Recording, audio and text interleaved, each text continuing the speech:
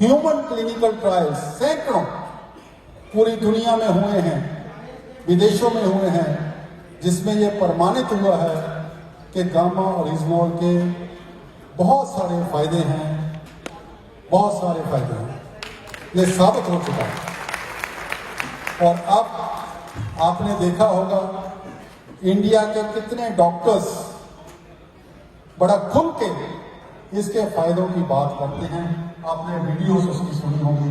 और डॉक्टर्स से ये उम्मीद करना कि वो किसी प्रोडक्ट के बारे में बड़ी ऑथेंटिसिटी से बात कहे, वो तभी कहेगा अगर उसके पास कोई वैज्ञानिक आधार है, अगर वो कन्विंस्ड है, तभी ऐसी बात कहेगा।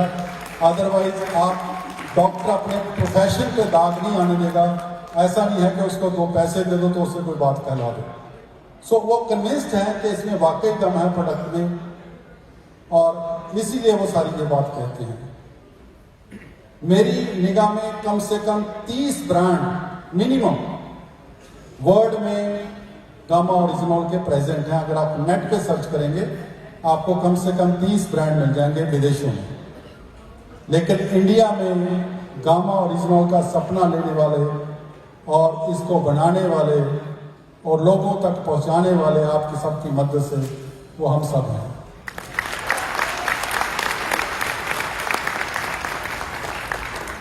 इसकी क्या जरूरत पड़ी? आप सोचते होंगे कि राइस ब्रान ऑयल है, उसमें गामा ओरिजिनॉल है, तो फिर गामा ओरिजिनॉल की जरूरत क्या पड़ी? मैंने सोचा कि भाई बहुत से ऐसे लोग हैं जो दोनों वक्त का खाना राइस ब्रान ऑयल में नहीं खा सकते। कोई ट्रैवलिंग कर रहा है, कोई दोपहर को खाना बाहर खाता है, शाम को घर का खाता है, और कभी भी कोई नाप तोल कर तेल का इस्तेमाल नहीं करता है। घर में कितने लोग हैं? 5 लोग हैं, 10 लोग हैं, उनके लिए खाना बन रहा है, और प्रति व्यक्ति इनटेक कितना हुआ इसका कोई मेजरमेंट नहीं है। और कोई भी मेडिसिन जो है तब तक काम नहीं करती अगर उसकी ऑप्टिमम डोजेज शरीर के अंदर ना जाए। तो मैंने ये ख्याल किया कि क्यों ना गामा ओरिजिनॉल जो राइस ब्रान ऑयल में है और बहुत इफेक्टिव चीज है, उसको आइसोलेट करके उसका एक कैप्सूल फॉर्म में बना दिया जाए, ताकि कन्वीनियंस हो जाए लोगों को कि वो घर पे रहते हैं, घर पे खाना खाते हैं या नहीं खाते हैं, बीच में टूरिंग जॉब करते हैं, तो उनको कैप्सूल अगर वो खा लिया तो सारा काम पूरा हो रहा होगा। तो ये सोच थी मेरी, उसके लिए मैंने गामा ओरिजिनॉल का जो ये कैप्सूल जो है, न्यूट्रास्यूटिकल जो है, मैंने तैयार किया। और आप लोगों ने घर घर तक पहुंचाया उसको। मुझे बहुत खुशी है। मुझे आज आप सबको देखकर वो दिन याद आ रहा है कि जब आदरणीय किसी छावड़ा जी, जिनका मैं बहुत दिल से सत्कार करता हूं,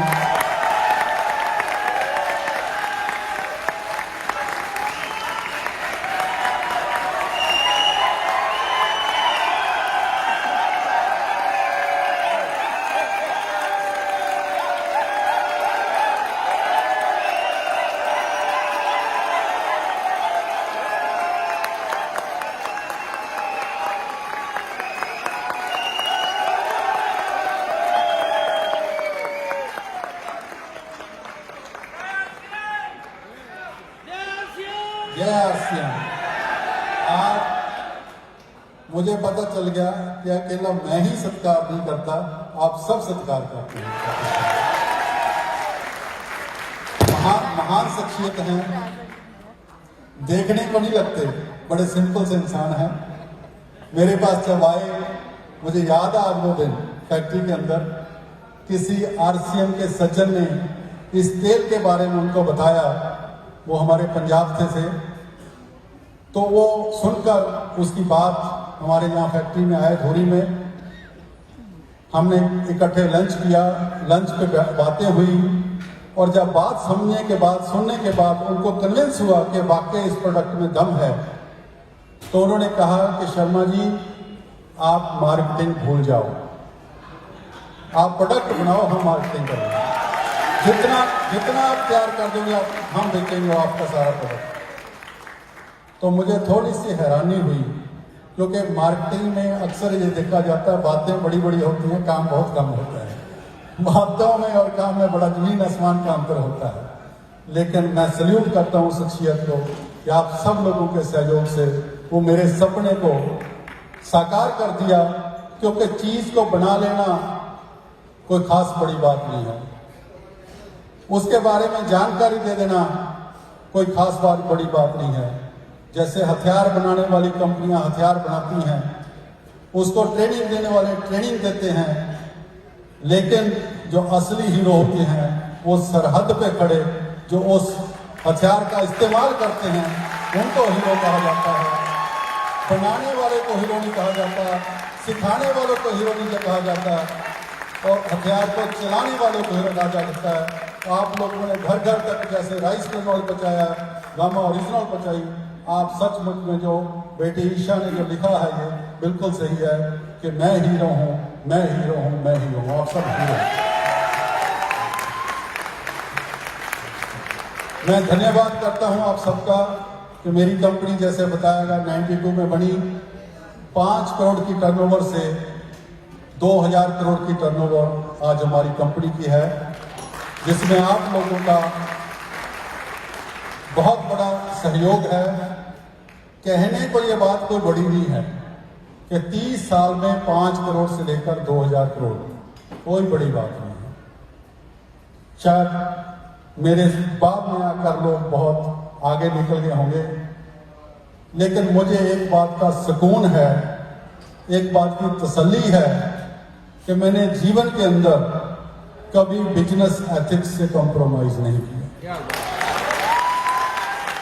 इस मुकाम तक पहुंचने के लिए मैंने धोखा खाया होगा, लेकिन कभी धोखा नहीं दिया। मैंने इस मुकाम पे पहुंचने के लिए कभी फूड सेफ्टी से कॉम्प्रोमाइज नहीं किया। जब मैं प्लांट लगाने लगा इस ऑयल का, नेट पे सर्च किया तो मुझे एक इंसिडेंट का पता चला जो ताइवान में हुआ। हमारे से पहले जापान, ताइवान, वियतनाम में ये तेल बनता था।